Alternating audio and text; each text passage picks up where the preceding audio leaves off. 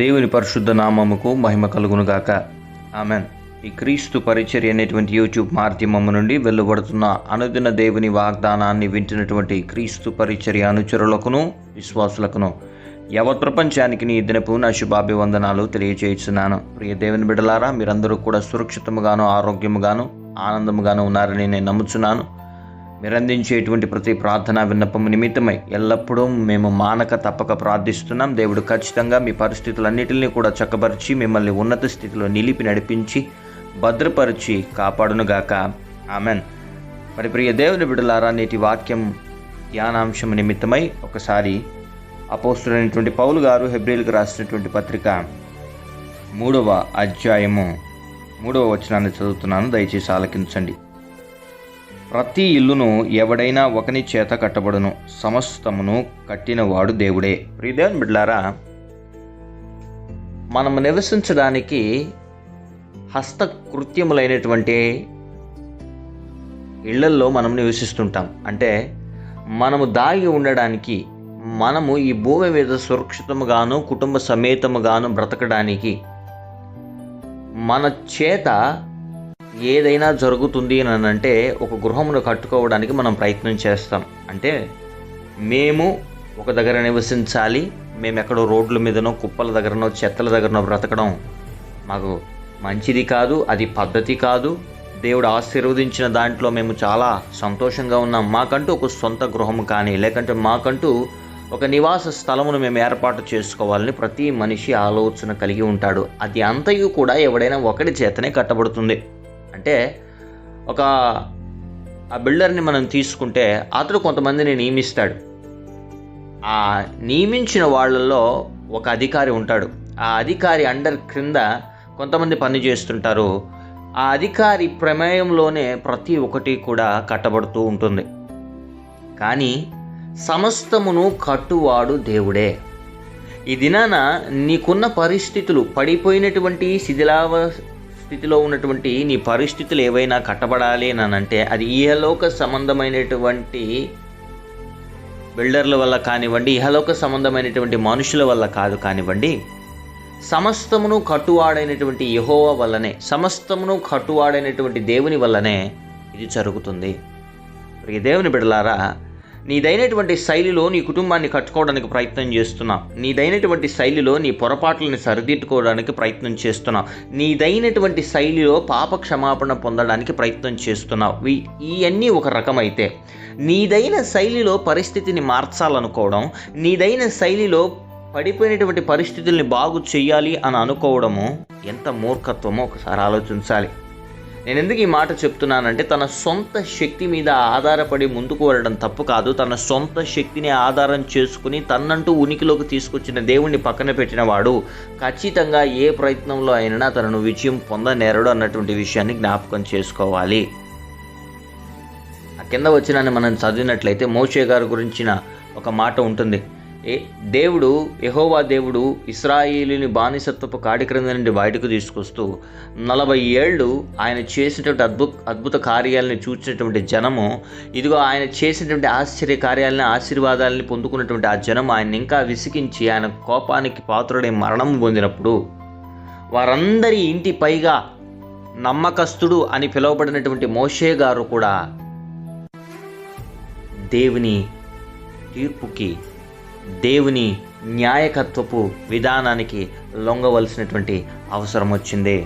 ఈ దేవుని బిడ్డలారా, అంతమంది జనాల్ని నడిపించినటువంటి మోషే గారికి ఆ పాలు తేళ్లు ప్రవహించు దేశంలోకి ప్రవేశించడానికి అర్హత లేదంటారా? ఉంది. కానీ దేవుడు ఆయనకి పర్మిషన్ ఇవ్వలేదు.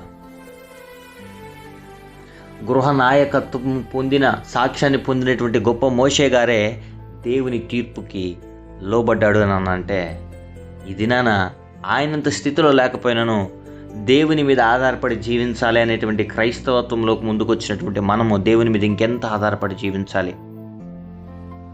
దేవుని న్యాయకత్వానికి, దేవుడు సరి చేయాలి అని మనం ఆశిస్తున్నటువంటి పరిస్థితులకి మనం ఎంత దేవునికి దగ్గర అవ్వాలి, దేవునికి లొంగిపోవాలి. సమస్తమును కట్టువాడు దేవుడే.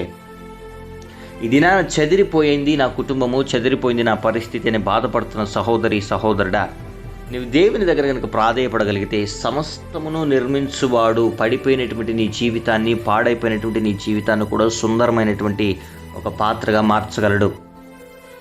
దేవుని చేతిలో నీవు పడినప్పుడు నువ్వు రాజకీయ మకుటముగా మారుతావు. ఆయన నిన్ను ప్రేమించి నిన్ను గొప్ప చేసి నీ జీవితంలో కార్యములను నెరవేర్చి నిన్ను ఉన్నత స్థితిలో పెట్టడానికి ఆశపడతాడు. కానీ అనుదినము నీవు దేవుని సన్నిధిలో ప్రాధేయపడుతూ అంగలారుస్తూ ఉన్నటువంటి పరిస్థితుల నిమిత్తమై దాటిపోయేవాడు కాదు నీ దేవుడు, నా దేవుడు. ఆయన మౌనంగా ఎందుకున్నాడనంటే ఎక్కడో నువ్వు నీ పరిస్థితుల్ని సొంతగా సాల్వ్ చేసుకోవడానికి ప్రయత్నం చేస్తున్నావు. దేవుని ఇన్వాల్వ్ చేయనంత వరకు, దేవుని మీద ఆధారపడనంత వరకు నువ్వు ఒంటరివాడివే. నన్ను క్షమించండి ఈ మాట చెప్పడానికి. నీవు నేను దేవుని మీద ఆధారపడనంత వరకు, దేవుని సహాయము పొందుకోనంత వరకు మనం ఒంటరిగా పోరాడుతున్నట్టే లెక్క. ఆ ఒంటరి పోరాటం వద్దు, దేవుని సహాయం పొందుకుందాం. ఇల్లు కట్టువాడైనటువంటి దేవుడు నీకు కూడా ఒక గృహ నిర్వాహకత్వపు పని ఇచ్చాడేమో. నీ గృహంలో నీ భర్తను కాచుకోవడం, నీ కుటుంబాన్ని కాచుకోవడం, లేదు నీ భార్య బిడ్డలను కాచుకోవడం, నీ అత్తమామలను కాచుకోవడం, నీ తల్లిదండ్రులు కాచుకోవడం నీకు ఇచ్చాడేమో. దాంట్లో నువ్వు ఎక్కడో మిస్టేక్ చేశావు. లేదా నీ జీవితాన్ని నీవు సరిదిద్దుకోవడానికి ప్రయత్నం చేయడంలో ఎక్కడో ఓటమి ఎదురైంది, నీకు ఎక్కడో చేదు ఎదురైంది. భయపడద్దు. మనుష్యులు నిన్ను వ్యతిరేకిస్తున్నారని అస్సలు భయపడద్దు. ప్రతి మనిషి జీవితంలో కూడా కొన్ని మైనస్లు ఉంటాయి. ఎవరు నీతిమంతులుగా తీర్చుకోవడానికి అర్హులు కానే కాదు. నీ వైపు ఉన్నటువంటి చరిత్రని సంపూర్తిగా తెలుసుకోక మనుషుల్ని నిందించడానికి ప్రయత్నం చేయొచ్చు. లేదా అది తెలిసిన తర్వాత కూడా నీ మీద జాలి చూపించలేని పరిస్థితుల్లో నిన్ను చీదరించేటువంటి స్థితి కూడా రావచ్చు. నువ్వు భయపడాల్సిన అవసరం లేదు. మనుషుల ప్రేమ కోసం పరిగెత్తితే నీకు హృదయం బద్దలే అవుతుంది. దేవుని ప్రేమ కోసం నువ్వు ఎదురు చూస్తే, ఏ మనుషులు వద్దన్నారో వాళ్ళ నోట్లో నుంచే మమ్మల్ని క్షమించండి అనే రకమైనటువంటి వార్తని దేవుడు తీసుకురాగలడు. నేను ఎందుకు ఈ మాటలు మళ్ళీ చెప్తున్నానంటే, నీ స్థితి చూచి మనుషులకు ఎగతాళి, నీ స్థితి చూచి నీ సొంత వారిని అవమానపరుస్తారు. నీకున్నటువంటి లేమిని చూసి మనుషులు నవ్వుతారు. భయపడద్దు, విసిగిపోవద్దు. దేవుడు నమ్మదగిన వాడు, సమస్తమును కట్టువాడు ఆయనే. చెదిరిపోయిందా, విరిగిపోయిందా, నలిగిపోయిందా బాధపడద్దు. దేవుని వైపు చూడు, ఆధారపడు ఆయన మీద. ఆయన శక్తిని పొందుకో. ప్రభువా నాకు సహాయం దయచేయి, నేను ముందు కొనసాగలేకపోతున్నాను, నాకు సహాయం దయచేయి అని అడుగు. ఖచ్చితంగా దేవుడి నీ జీవితంలో కార్యం చేస్తాడు, నిన్ను గొప్ప చేస్తాడు, నిన్ను ఆశీర్వదిస్తాడు, నీ జీవితాన్ని మారుస్తాడు. కాబట్టి ప్రభు సహాయాన్ని పొందుకోవడానికి ప్రయత్నం చేయి.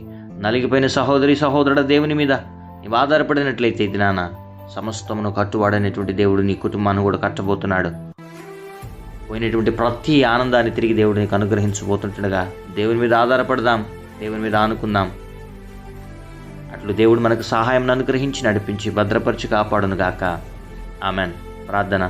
మహాపరిశుద్ధుడును మహోన్నతుడును సర్వోన్నతుడును నిత్య నివాసి అయినటువంటి మా ప్రియ పరలోకపు రాజా, నీ ఘనమైన శ్రేష్టమైన నామానికి స్తుతులు స్తోత్రాలు వందనాలు. ప్రభో, మరొక దినము మరొకసారి ఆయన నీ వాక్యాన్ని ధ్యానించడానికి అల్పుడైనటువంటి నన్ను ఏర్పాటు చేసుకున్న రీతిని బట్టి నీకు వందనాలు.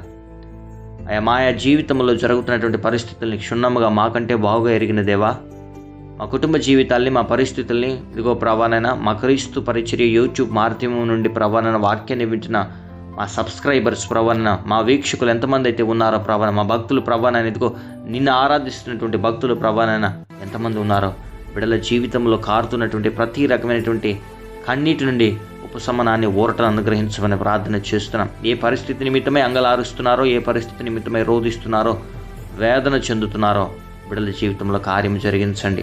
అయ్యా, తప్పు ఒప్పుల్ని ప్రభానైనా ఇదిగో పరీక్షించవలసిన దేవుడు నీవు మాత్రమే. మాయా జీవితాల్లో జరుగుతున్నటువంటి ప్రతి పరిస్థితుల్ని, ప్రతి స్థితిగతుల్ని క్షుణ్ణంగా ఎరిగిన దేవా, ఎవరెవరికి ప్రభానని ఏది అక్కరగా ఉందో, అవసరమైందో అది నీ క్రీస్తు మహిమైశ్వర్యంలో తీర్చమని ప్రార్థన చేస్తున్నాం. అయ్యా, తప్పు జరిగిపోయిందని బాధపడుతూ ప్రభాన హృదయాలు ప్రభాన వేదన చెందుతూ ఎటు కొనసాగలేని పరిస్థితులు ఉన్న బిడ్డలకి ఊరటను అనుగ్రహించి ఆ పరిస్థితుల్లో నుండి వారు ఎలా బయటపడాలో, లేకపోతే జీవితాన్ని ఎలా సక్రమైనటువంటి మార్గంలో తెచ్చుకోవాలో నేర్పించమని ప్రార్థన చేస్తున్నాం. అప్పుల బాధల్లో ఉన్నటువంటి బిడ్డలకి ఊరటను అనుగ్రహించండి, ఉపశమనాన్ని అనుగ్రహించమని ప్రార్థన చేస్తున్నాం.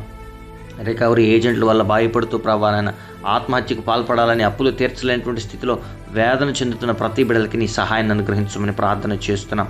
మరి ప్రభాన ఎంతమంది బిడ్డలైతే ప్రభాన ఉద్యోగ లేమిలో ఉన్నారో బిడ్డలందరికీ ఉద్యోగాన్ని అనుగ్రహించండి.